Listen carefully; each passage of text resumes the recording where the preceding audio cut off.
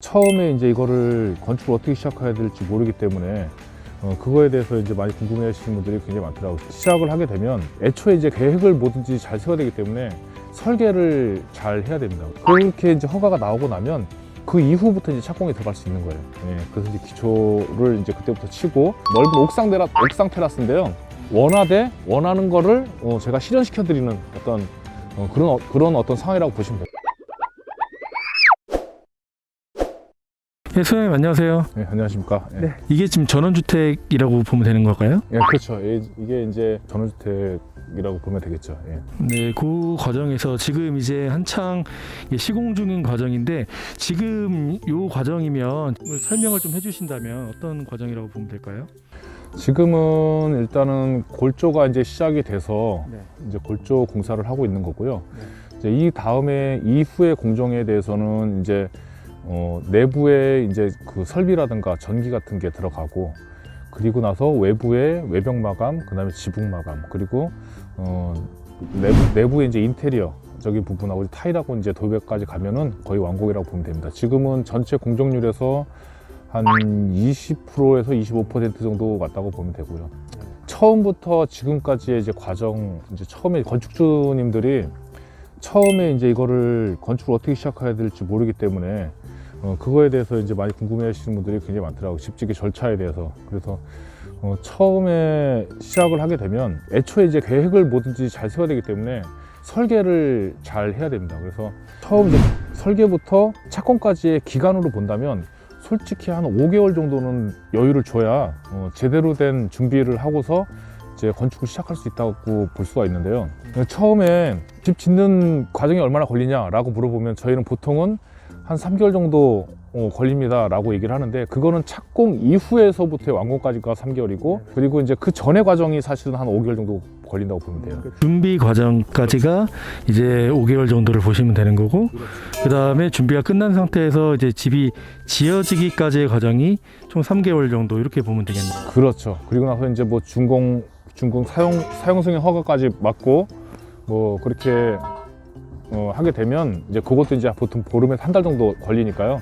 어쨌거나 내가 집을 입주를 해야 되겠다라는 시기 전에 보통 한 9개월에서 10개월 정도 전에 부터 이제 준비를 해서 하시면 좀 넉넉하게 할 수 있는데, 이제 3, 4개월 정도를 두고서 이제 준비를 하게 되면은 굉장히 이제 그 생각하고 이제 계획하고 하는 것들이 시간이 너무 짧기 때문에 이제 집을 다 짓고 나서 자기가 생각했던 부분만큼 완벽하게 이제 설계된 부분을 만족할 수가 없거든요.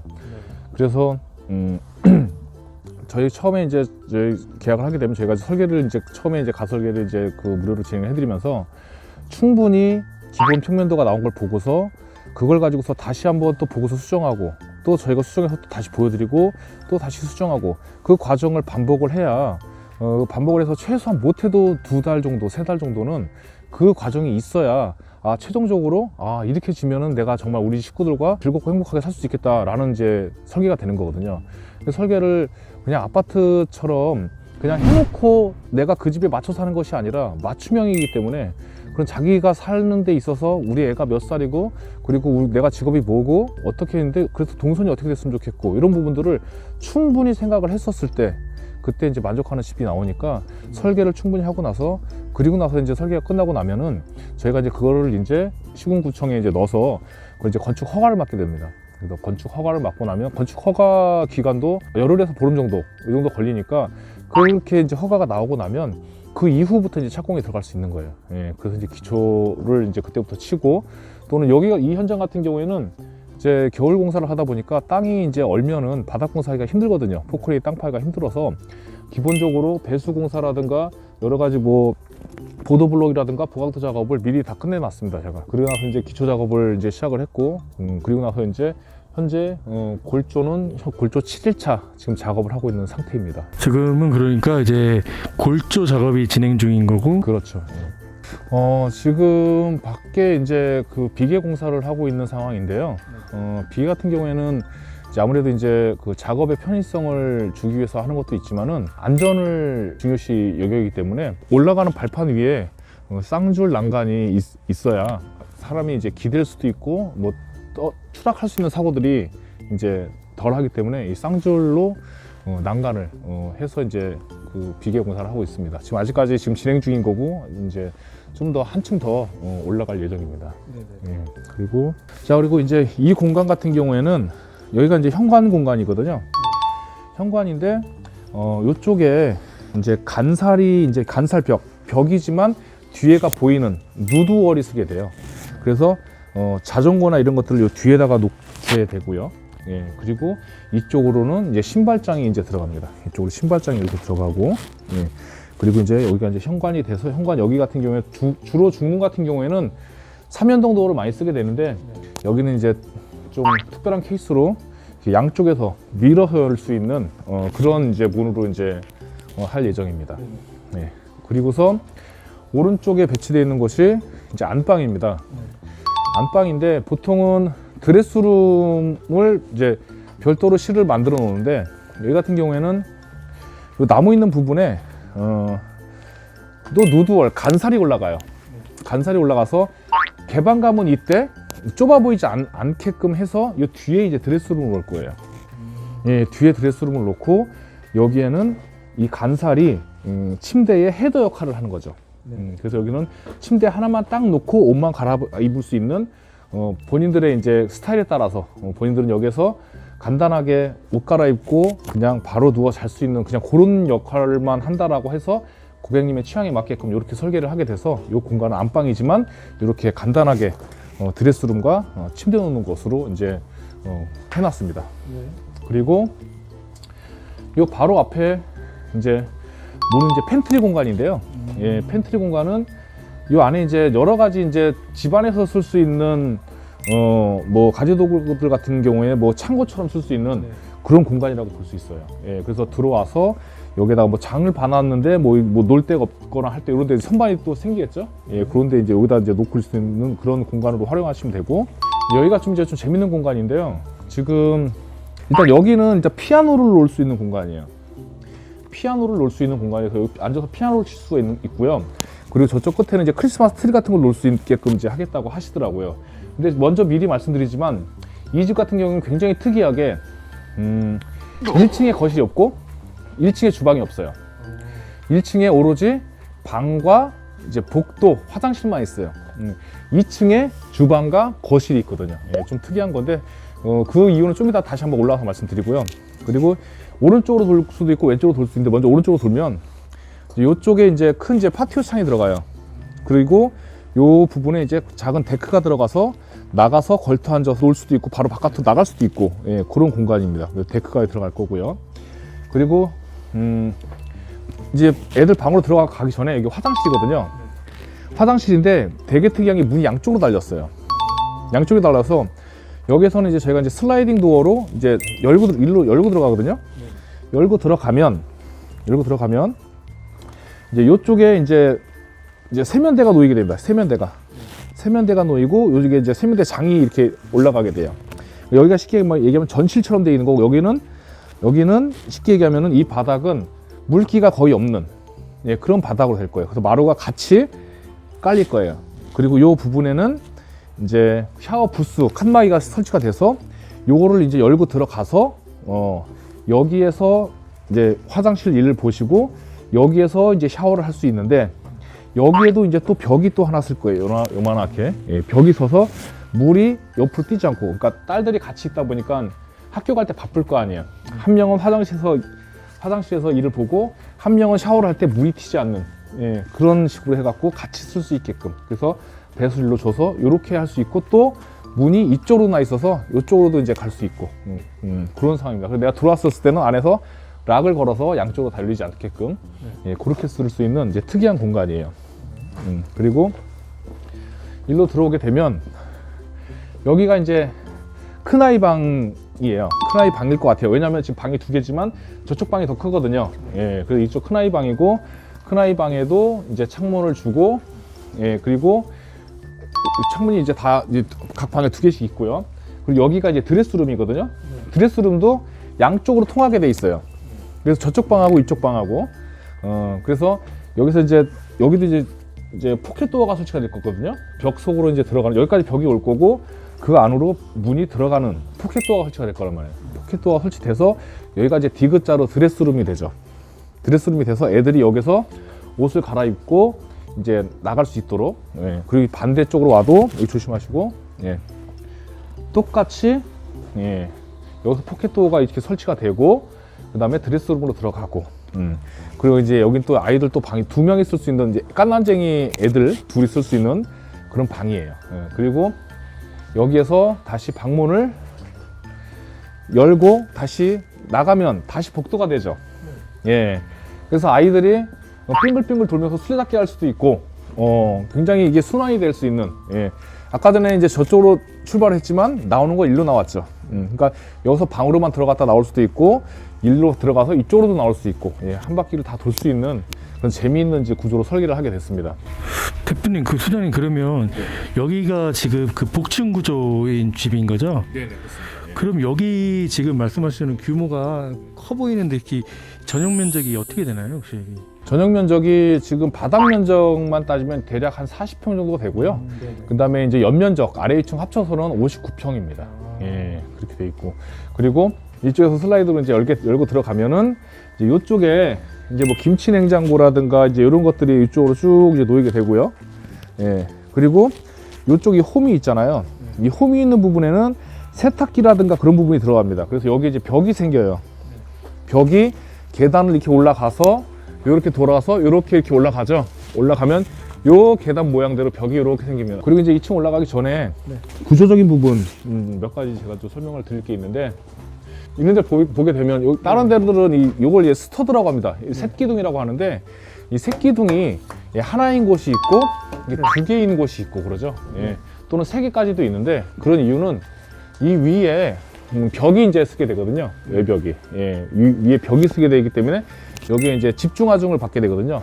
이제 활하중이라고 하죠. 사하중은 퍼져서 이제 받는 하중이고, 집중하중, 이제 활하중은 그 바로 위에서 하중을 받는 데기 때문에 하나씩 더 보강을 해서 그 안전성을 있게끔, 지금 뭐 2개를 해도 되고 3개를 해도 되는데, 여기는 뭐 2개만 해도 될 것 같은데 3개까지 한 번 더 뭐 해도 되니까 그런 부분 좀 신경 좀 쓰고 있고요.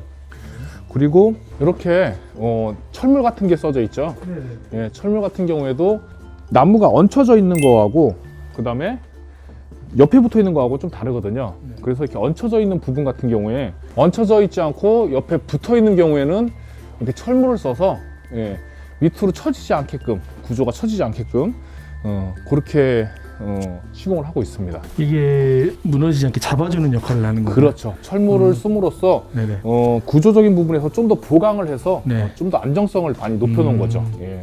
그러니까 조금 더 하중을 받을 수 있는 부분에 좀 집중적으로 그렇죠. 이걸 설치를 한다는 말씀이죠. 그렇죠. 네. 철물 종류가 굉장히 많지만 그렇게 철물을 써서 이렇게 구조에 좀 더 신경을 쓰는 그런 상황입니다. 그래서 저쪽에도 빔이 지나간 끝자리에도 이제 철물이 들어가 있고요. 네, 군데군데 이렇게 그렇죠. 철물이 들어가서 보강을 하고 있는 걸 보이고요.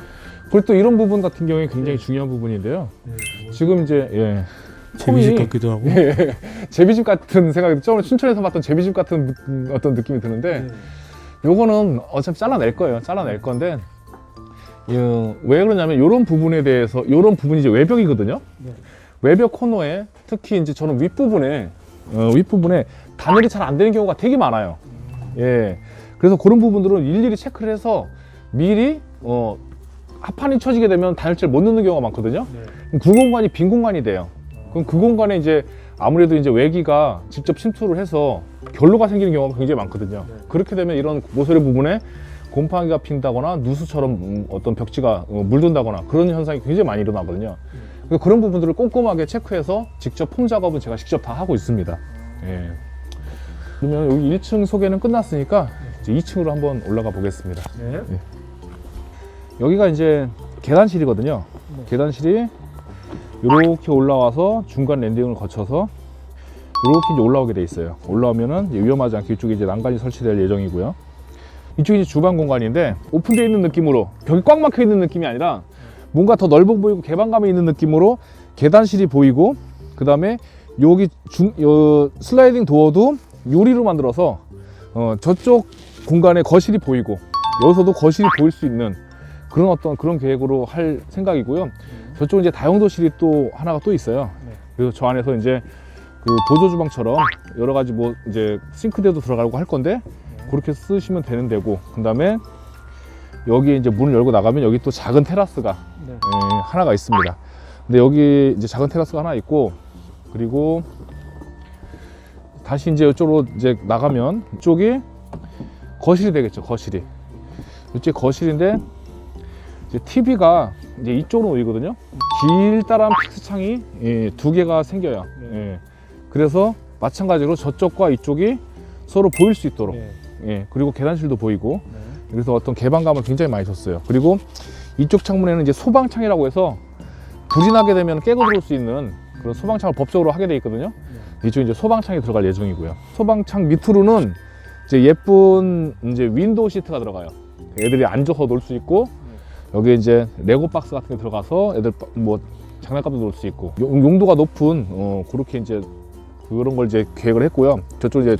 저쪽은 이제 소파가 들어가고요. 그리고 이쪽이 이제 화장실인데, 화장실은 계단 올라와서 여기서 들어가거든요. 여기서 들어가서 여기서 이제 여기가 이제 화장실 공간이 되는 거고, 화장실에서 수도를 빼서 바깥으로 바깥 2층 테라스로 뺄 수가 있어요. 여기서 이제 인공 풀장을 만들어서 물을 받아서 사용할 수 있도록, 그리고 여기서 이제 고기도 구워 먹고, 이렇게 넓은 이제 테라스에서 고기도 구워 먹고, 애들 뭐 물놀이도 할 수 있고, 이제 그런 것들을 이제 계획을 했습니다. 그리고 이제 이쪽 바깥으로 이제 이쪽에 이제 큰 이제 파티오 창이 생기고, 저쪽 그 주방 쪽으로도 큰 파티오 창이 생겨서 이렇게 넓은 테라스를 쓸 수가 있어요. 넓은 옥상 테라스인데요. 이 옥상 테라스 같은 경우는 목조주택을 하면서 오픈 테라스로는 잘 안 하거든요. 왜냐하면은 가장 우려가 많은 게 이제 누수입니다. 누수래서 보통은 여기다가 지붕을 씌운 테라스를 많이 하거든요. 지붕을 씌우는 테라스를 많이 하게 되는데, 그렇게 하게 되면은 아무래도 이제 시공비가 더 많이 나오겠죠. 근데 대부분의 업체들에서 그렇게 추천을 해요. 그렇게 하지 않으면은 시공비가 많이 들더라도 그렇게 해야지만 누수의 하자가 없다. 그래서 그렇게 추천을 많이 하고 있는데, 저 같은 경우에는 건축주님이 오픈 테라스를 원했기 때문에 저 자신 있게 그렇게 해드리겠다고 이제 말씀드려서 이 오픈 테라스를 이제 하게 된 겁니다. 그래서 여기서부터는 굉장히 중요한 게 이제 집을 지면서 구조적인 거가 가장 중요하겠지만, 그 다음이 이제 단열, 그리고 방수, 그리고 환기, 그 부분이 갖춰져야 그래도 집으로서 제대로 자기 역할을 할 수 있는 거거든요. 안 그러면 이제 집에 이제 수명이 많이 줄어들고, 그 다음에 모양도 쉽게 버릴 수 있는 그런 요소가 되거든요. 그래서 2층 테라스 같은 경우에는 이제 첫 번째로는 이중 이제 지붕 형태로 이제 갔습니다. 그게 뭐냐면은 지금 맨 처음에 이 장선이라고 그러거든요. 조이스트 바닥 장선이 지나가고 나서 1차로 합판을 쳤어요. 1차로 합판을 친 거 위에다가 다시 한번 이 방수 시트를 제가 이제 한번 시공을 했어요. 방수 시트를 보통은 여기 이제 눈금에 보게 되면 요만큼 이제 100mm거든요. 보통 이렇게 100mm를 겹쳐서 많이 시공을 해요. 근데 저희는 100mm를 겹친 게 아니라 여기서 요만큼 반겹침 한 600 정도, 600mm 정도를 저희가 겹쳐서 시공을 했어요, 전부 다. 그거 왜 그러냐면은 여기는 이제 구배를 너무 조금밖에 주지 않았거든요. 그래서 1차적으로 방수를 하고 나서, 방수시트로 방수를 하고 나서 그 위에 다시 한번 2x2 이제 각재가 이제 40에 40각짜리 각재를 다 상을 대서 그 위에 다시 한번 이제 TNG 합판을 깔은 상황이에요, 현재가. 그리고 나서 여기에서 다시 한번 또 방수가 또 한 번 들어갑니다. 그리고 나서 그 위에 이제 데크가 또 올라가죠. 근데 이렇게 복잡하게 왜 시공을 했냐 하면은, 첫 번째로는 방수가 일단 이중으로 된다는 거죠. 방수가 이중으로 되고, 두 번째로는 방수만이 문제가 아니라 여기에 그늘이 없기 때문에, 또 겨울에는 외기가 바로 닿기 때문에 단열이나 이런 부분에서도 취약할 수가 있거든요.